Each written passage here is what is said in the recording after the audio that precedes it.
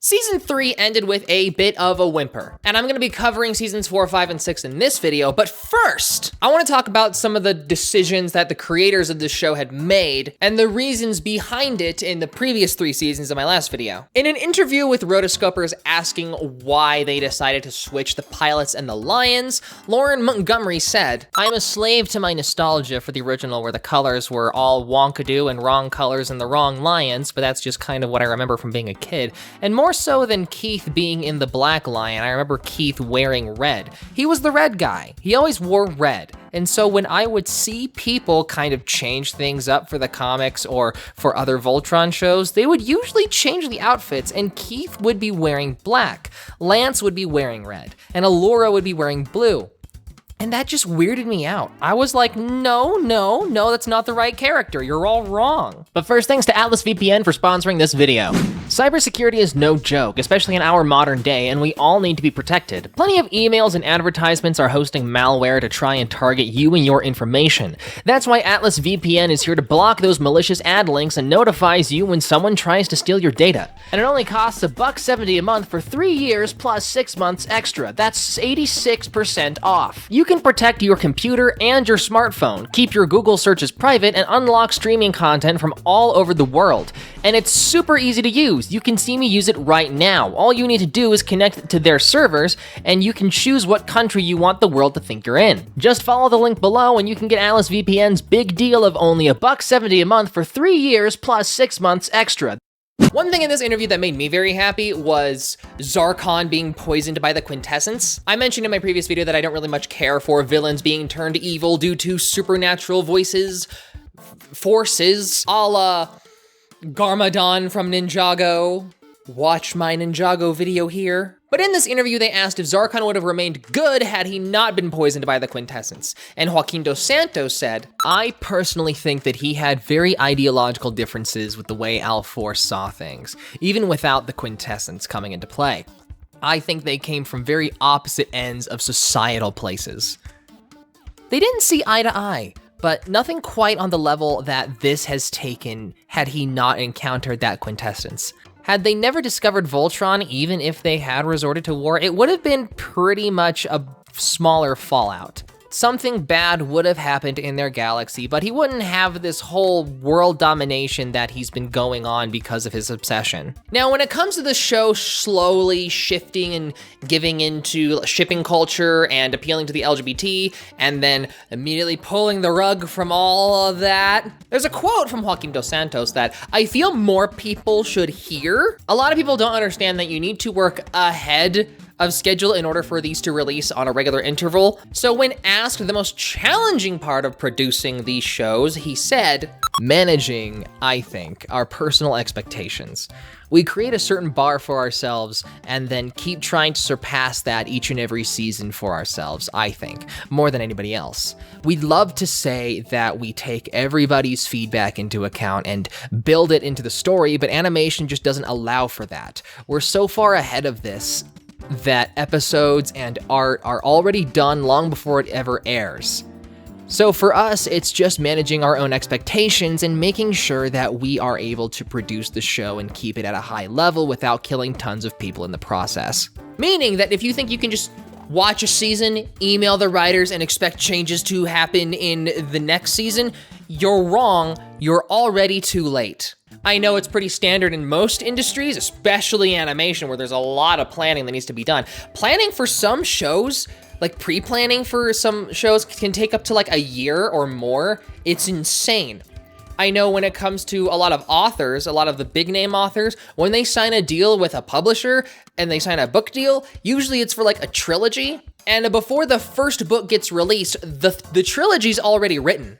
I know for me, just in case I get sick and I need to make sure I have a steady income, I have several videos made ahead of time so that I still have a release schedule and videos to release in case something bad happens. And you can watch those videos ahead of time on my Patreon. Here's a plug, please support me. Or another reason, and this is just like a behind the scenes thing, if there's a sponsor that decides, hey, I need a video done, I need a sponsored integration in like next week, I have a video ready, I just need to get the sponsored integration done, and I just pop it in that video. You've probably seen it with some of the editing I've done, but It makes it to where there's not a big hiccup with the release schedule. I don't have a sponsor for this video, but did I mention my Patreon where you can get holographic stickers every month? Anyway, let's actually get on with season 4.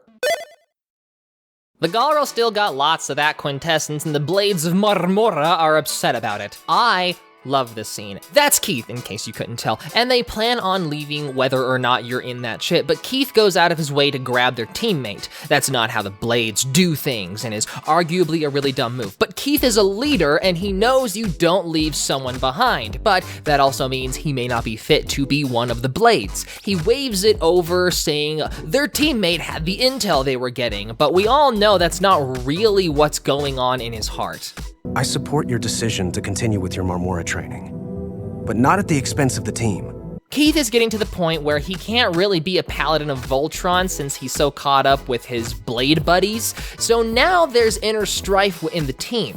We always gotta cover these types of stories in team shows, and it's kind of annoying how they made a big deal of Keith choosing to be a paladin and left his pursuit of his path, but now he's doing this other third thing. It doesn't entirely break his character, but it does make it feel like that whole sequence didn't really matter. Without Keith, there is no Voltron. Shiro is still locked out of the Black Lion, and it makes it where Keith's ability as a leader is diminished. Oh, wait, never mind, the Black Lion's cool as Shiro now.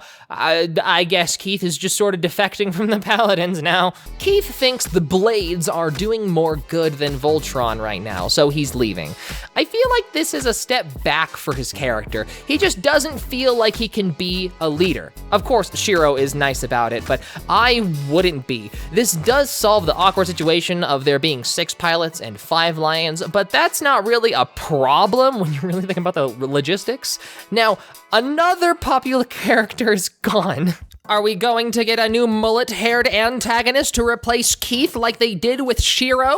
Oh god, I don't want people shipping Lotor with some mullet-wearing weirdo. I know we don't, but that'd be funny. No offense to anyone with a mullet, but... No, full offense. Why did you decide to get a mullet? Also, by the way, this isn't a mullet, it's just my glasses. Makes it look like I have one. You know, maybe I shouldn't be talking. I have people look at me and be like, oh, I like the mullet, it looks good on you. Like, it's not a mullet, it's just, I just have a headband, sunglasses thing, whatever. Remember how Fridge was hunting down her brother and we just sort of put that on a hard pause? Well, maybe we'll finally get some headway with that. We're now getting to the point to where there's a lot less episodes per season, which is typical nowadays, but it has pros and cons. Pros is that the budget can be condensed for more quality per episode. Downside is that the story also needs to be condensed, which may cause the story to either be rushed or the pacing may be off. Or maybe nothing bad will happen and it'll be fine, who knows? It's really up in the air. Too long can be bad too, too short can also be bad. Finding that sweet spot is what we're after, and the writers may have chosen less episodes because they know that's where the sweet spot is, but typically it's not the writers choosing the number of episodes, but it's possible given that we're on the 4th season and the people holding the money know that they probably know what they're doing and it's smarter to listen to the people that know what they're doing, but we won't ever really know given that information is probably not public. Negotiations and how they transpire aren't typically open for others to use. However, I heavily lean toward it's Netflix just pushing the writers to make more seasons. We literally have a whole episode with flashbacks to Pidge's brother, only for us to find out he's dead. They beeline straight to stomping on our heart after multiple seasons of nothing. Oh, wait, no, that's a code. It's a message from her brother. No, he's not dead. Okay, well, that's low. You just gonna make me tear up and then do a 180? I wanna smack whoever wrote this episode. It was really good, well done, but I'm upset. Okay, we finally find Matt. He's alive, jeez. We get some closure after way too long, really held us out for a while. Daddy Zarkon is back. He was sick after being exploded. I need all of the monster fudgers in the comments telling me on a scale of 1 to 10, how high on the scale is Zarkon? I'm curious. I know the voice is sexy. That's obvious. But I feel the question should be open to everyone. Enlighten me in the comments. Is Zarkon daddy? Within a statistically acceptable margin of error. And I love that you color-coded it, because what are we? Animals? This is probably not that funny to most people, but I love that. That's not only adorable, oh my god, I relate to that so much. We're now facing a problem with this show, and it's character bloat. We now have Matt and Lotor that are going to be getting some attention, and some of our already established characters don't even get any character. Lance got a little bit, Hunk gets like none, Karan doesn't need character growth, he's not important. The character growth for Pidge can probably just be put aside to focus on Matt since we've already focused so much on her. Having a big cast requires a lot of delicate balance. So far, they haven't screwed it up.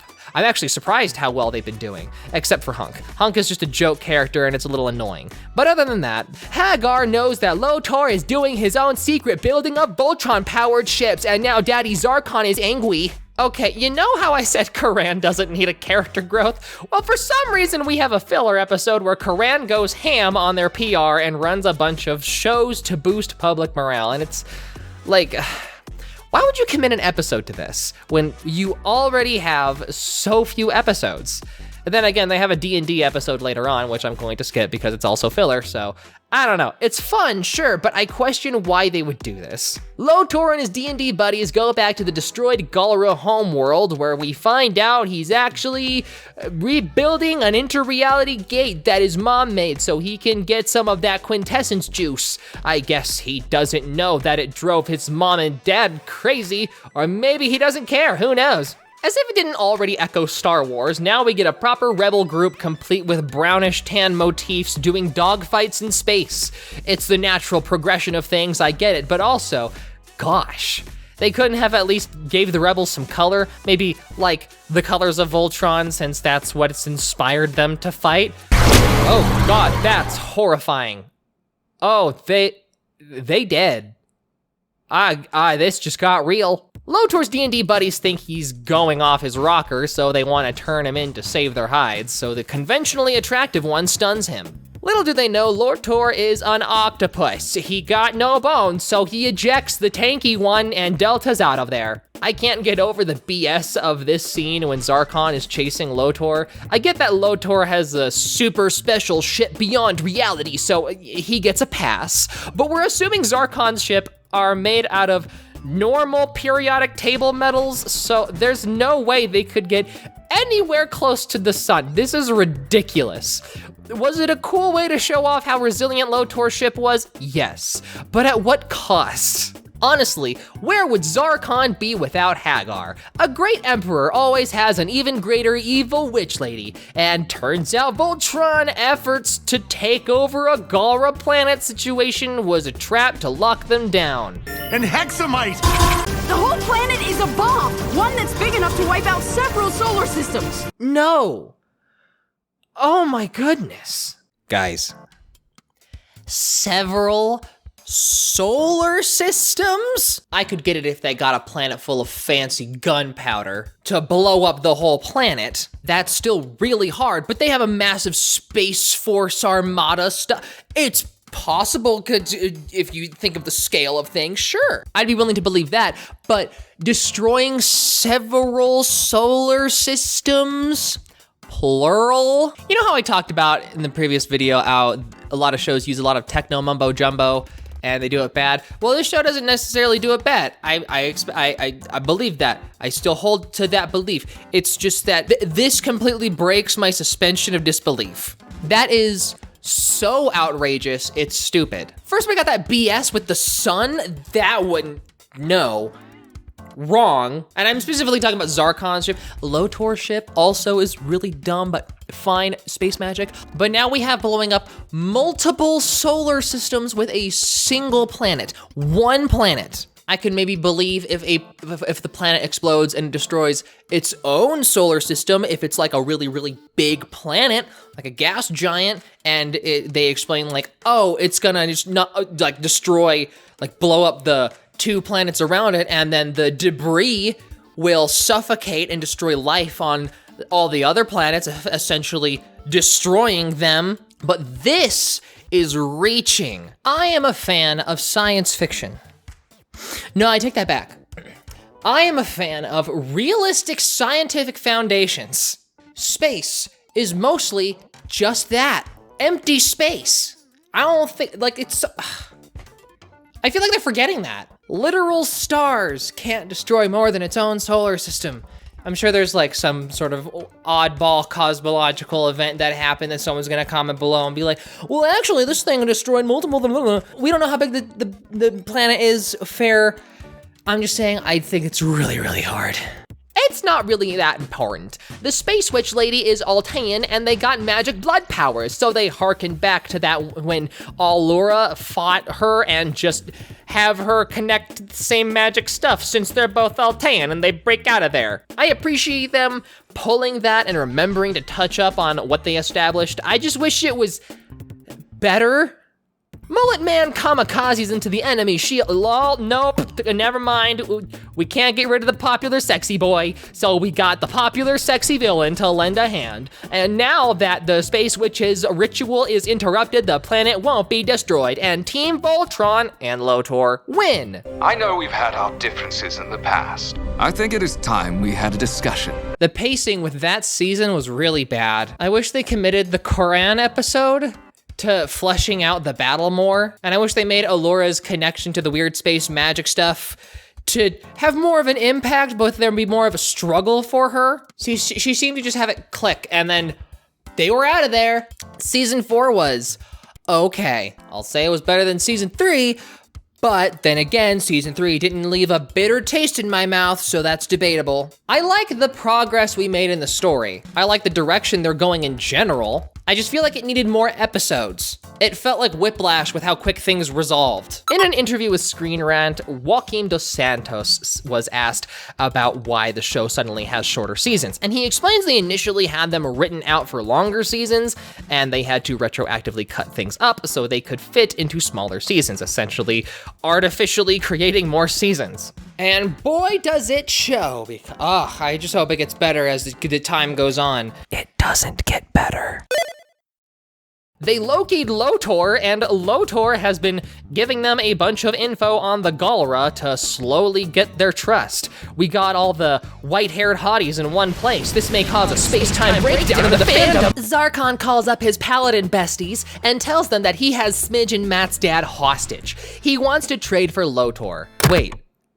How can Zarkon just call them up? Wouldn't that mean he can find their location? They do the trade, but surprise, surprise, their dad isn't real, almost like Zarkon is, I don't know, evil? Maybe they should have known there's no way this would go their way. Maybe there's a reason you don't compromise with these people. Since everything went south, Lotor busts out of there, so basically nothing gets accomplished. But we learned Lotor can do a really cool extendo sword with the Black Bayard, and we get to see a cool family fight between them. When it comes to making a good fight scene, there's a lot more than just flashy kicks and swinging swords. The thing that makes fight scenes engaging is the stakes, and Voltron does that very well. Before we had the Paladins and Zarkon fighting for the universe. Now it's Lotor and Zarkon, and even though us as an audience aren't sure if we can trust Lotor, we still root for him over a menace like Zarkon, topped with the familial issues they have and Pidge trying to save her dad, and a lot of shows don't understand that it's the stakes that make the fight engaging. That's why Naruto has a million flashbacks to flesh out both fighters. It's so you have an emotional investment in the fight. They hijack the cargo ship in order to get their dad back, so it's not a total loss. Now, I'm guessing we completely wrapped up Pidge's stuff. This was more engaging than the episode searching for Matt. Even though I liked the emotional impact of Matt's search more, the pacing and how tense the situation was for Sam was better. Lotor sorta kills Zarkon, I think. Wait, really? Did he really kill Zarkon? Like, he really? That was one of the most intense episodes of the entire series. I wasn't expecting them to deliver on that so well. That was a major highlight for this entire show. This is one of those times when a lot happened in a very short, condensed period of time. The pacing of this episode makes sense. Part of the reason the delivery was done so well, it's a fight, things happen fast. And having two major struggles occurring at the same time only kept our attention better. Hats off to them. The team behind this show did a great job with that episode. So now they trust Lotor, mostly. And since Zarkon is dead, there's like an actual power vacuum, and they say, hey, maybe we should fight to get Lotor on the throne. He seems like he's on our side. Of course, that's a whole can of worms in itself. This could also just be part of Lotor's plan, and Hagar, for some reason, is starting to get in touch with her motherly instinct. Weird time for that. Shiro has had his knickers in a twist for a while now, and during the ceremony to choose a new ruler of the Galra Empire, Shiro takes Lotor on his own behind everyone's back because Shiro wants Lotor on the throne, thinking that it'll be the quickest way to end the Empire, taking it down from the inside. But why is Shiro acting so weird? It's almost like there's something wrong with him. Nothing can go according to plan because the Blade Buddies set up bombs to ruin the ceremony, and Keith was like, oh no, Shiro is here, and tries to stop it. But now they think that Lotor is a traitor, so this plan is up in smoke. And in the most awesome way, regardless of the chaos that unfolded, Lotor still completes the ritual, lights the flame, and by custom, he is now the Emperor. Watching what Lotor is doing, whether you like him or not, is like watching a hero slowly rise. Maybe not a hero, but someone of greatness. They really establish the feeling of history in the making. It makes sense why season 5 is such a strong and memorable season. The only downside seeing Lotor rise is that we also see cracks form in the Paladins. They aren't really working as a team, and there's more infighting between them, so it leaves a nasty taste while watching this season. We love this show because of this team, and seeing them slowly stop being a team makes the show hard to watch.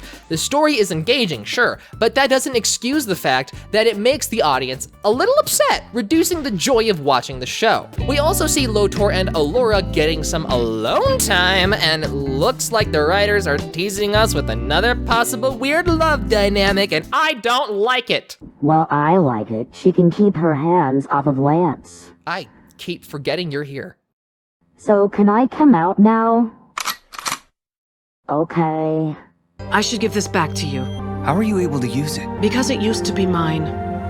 Before I gave it to your father. You're my... Well, she's definitely mommy. Hello. They find some special space rock that should lead them to some special place in order to get some special thing. Deep in the special place, they find a white hole and... Wait, what's happening to your face? What? Allura and I need to enter the white hole alone. inside the white hole, they find a white pyramid with a white lion. Allura passes the pyramid's test by sucking up a metaphysical lion, and so she unlocks the secrets to life and the universe. And guess who else knows about the super secret special place that's only allowed for Altaians, who is also an Altaian? Season 5 is shaky. And by that I mean it shakes things up and makes me shiver in my boots. Watching this season, it's difficult to understand everything that I'm feeling. I'm intrigued to see where it goes, but I'm also tense and scared to see the destination. There's a lot of ways that this can unfold now, and I'm not sure I like it. I mean, I've already seen these episodes, so I'm only echoing what I felt during the time I first watched it. Season 5 is a bold season. Bold. This is the kind of season that makes fans split. Split. I don't know what to say. Great joke. Throwing away pieces on the board and adding new ones. This is a whole different game now, and the players, the audience, may not want to play. I know when I watched this series first, I wasn't entirely sure if I wanted to proceed watching this show. I did, in the end. And look where that got me. Now we have to fight through season 6. And I mean fight through it, because from here on out, it may be a struggle to enjoy the show the same way you first started watching it. Also, that's how they end season 5. Like, what the heck? Allura opens her third eye and we have no idea what that's supposed to do. Really mediocre way to cap off a season, just saying. I guess they realized that the show was getting a little grim, so they add some awkward funny bits here and there, sort of just injected in. Shirokin's is feeling a little funky, and not funky disco, funky weird. Evil Witch Lady Hagar went to the special rock place and she learned the power of the N-word pass. We allowed him to infuse the Voltron ore with Altaian energy, granting it and the Paladins access to the quintessence field. Now you, Allura, possess that same gift. Oh, that's what she got. I sort of thought she already had that. But thanks for the explanation. Sounds to me like she's the only thing that will allow you to get all that quintessence that you want so bad. Our royal alliance will inspire others. Hey, you guys starting without us? Well, geez, Jeez, guys, if you wanted a group makeout sesh, you should have made that clear a while ago. Whoa. I wasn't expecting this. I'm not sure I'm ready for this. I mean, it was just a joke about how you can misinterpret what they're saying. And you do realize Pidge is like 15? Wait, what? Flashback time. Keith's mom was part of the Blades and stumbled on the blue lion on Earth. Mr. Yeehaw found her all Superman style. After she found the lion, she decided to stay on Earth to protect the lion. And she yeehawed the handsome man who found her, and they made Mullet Boy. Yeah, you can tell who had the dominant genes. Also, Keith gets a little good boy. Mommy and Keith find a weird planet in the middle of some super complicated space-time who's-ma-what's-it, and they find a door to a place, and there's Alteans there? Just chillin' while a 10,000-year war's going on, no big deal. Put a pin in that. Time for Allura and Lotor to go into the Quintessence Field. Let's hope they don't turn into evil galaxy-conquering freakazoids. My doctor says that's a common side effect. We need to stop Lotor. He's been lying to all of us. You're Altean. According to the new Altean girl, Lotor scrounged around the Alteans that was off on other planets, and he made the Garden of Alteans. Turns out Lotor was actually harvesting the quintessence from Alteans like human batteries, Matrix style. Keith has just been doing a whole dang side quest. Weird mother-son bonding, but whatever works for you. I think she just broke up with you, buddy. I think she broke his arm, too. Witch Lady does some unfortunate timed brain control magic, and now he goes crazy. And Shiro takes Lotor over to the Witch Lady. They launch Mullet Boy through the wormhole just in time for him to follow Shiro, but now he's alone. Lotor meets his mom, and he's still got some teen angst. Also, apparently the same person who betrayed actually didn't betray him because it was all actually a really long plan. You gotta think 20 steps ahead during Universal Galactic Warfare. Only big brain moves allowed here. I can't tell if this is really cool or really dumb. It could go either way. Remember how Shiro teleported away mysteriously after the fight with Zarkon long ago? Oh, he's just taking a nap. Oh, nope, he's being cloned. Yeah, that's why he been getting magic migraines recently. On my first watch through of this show, finding out Shiro was being cloned made my eyes roll. It felt like the writers were just pulling things out of their butt to make the plot interesting. That, coupled with Lotor's D&D friends actually not really betraying him, just made me groan. Now, I'm not entirely sure how people feel about this twist. All I know is that this was the episode where I stopped watching the show.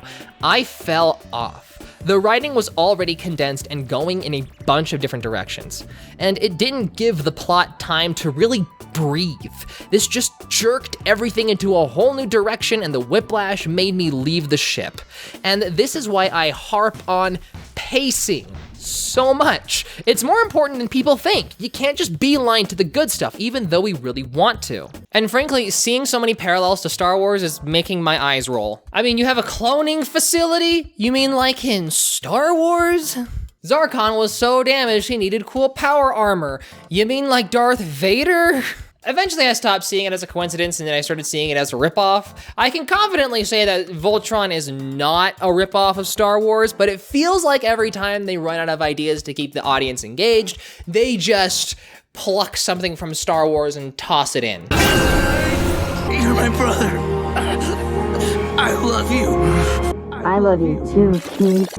I love you so much. Jeez, you're so weird. Back off. Oh my gosh, let me do my thing. The real Shiro astral projects to Keith, telling him he died during the fight with Zarkon, and his consciousness was stored in the Black Lion. So don't worry, you Shiro fanboys, he's not gone. The writers saw how popular Shiro was getting, and they weren't allowed to let him die. The Paladins kablooey that reality rift gate that Lotor made. Lotor seems to genuinely want to save the Altean race, even if his methods are cruel. He is the one who saved them. I'm ready to wipe the universe clean of all my enemies. Voltron, Hagar, and the rest of the Gora. Okay, well, never mind. I was going to vouch for you, but not anymore. What? You thought we wouldn't have a giant robot fight? Pfft. Of course we would. We gotta sell toys somehow. Of course Lotor's ship combines into his own Voltron, the evil Voltron. Apparently if you scream hard enough, you unlock new lion powers. I mean, screaming works for Goku. Maybe this is just a thing we should all be doing. So Keith is back to save the day. They get their butts handed to them because Alora's super special third eye powers allowed Lotor to add a way for him to get in and out of the quintessence field and teleport. They do a group meditation so Alora can use her super special powers to bring them into the quintessence field herself and get juiced up on reality shifting robot protein. We have to get out of here! But we literally just got here. 5 more minutes. Alora is saying, hey, we're getting real angry. Pretty sure the quintessence is turning us crazy like it did with Zarkon. Now they're basically on a timer. Their plan is to speed run Lotor turning crazy before they do, hoping he gets so off his rocker he can't think straight. So they win and ditch Lotor in super crazy field, and that's it. That's the super big fight. I mean, sure, we have Alora's pain of liking Lotor and having to leave him, but I would have thought it'd be more poetic if they defeated him by exploiting something he didn't have, like teamwork or something like that. This victory feels short and not that satisfying.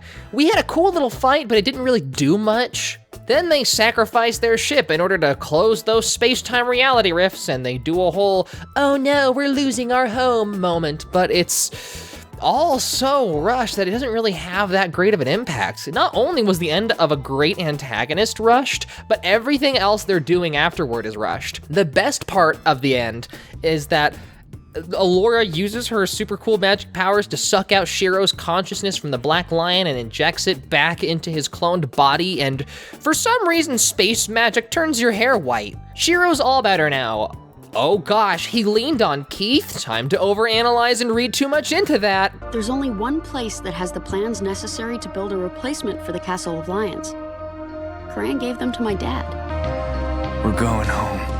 I remember watching all this. Maybe I didn't stop it when I found out Shiro was cloned. Oh, no, wait, no, I took a break when I found that out. I was upset. So that's season 6. You can argue that Lotor is sort of kind of in the right because he is the one saving the Alteans. You know, it's war. Inhumane things happen during those times. I'd prefer it if he didn't suck the life juice out of them, but what do I know about alien space warfare? And that's what makes Lotor so interesting. He's clearly unhinged, evil, a psychotic freak, but he's still the one that's technically doing good. It's gross to say it, but technically speaking, you gotta break the Geneva Convention a couple times, but hey, at the end of the day, you save a race.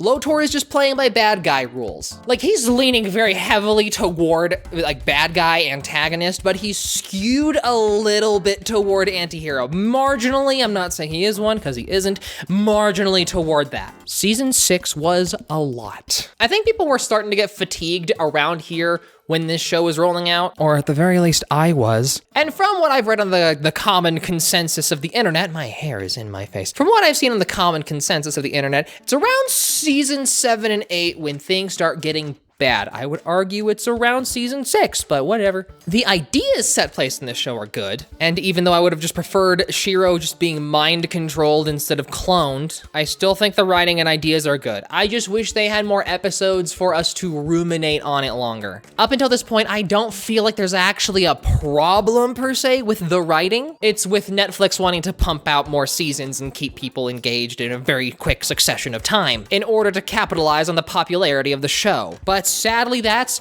everything I have for you today. I hope you enjoyed this video. Don't forget to subscribe and hopefully comment on this video. Is Zarkon daddy? I need to know. Stay beautiful and keep playing.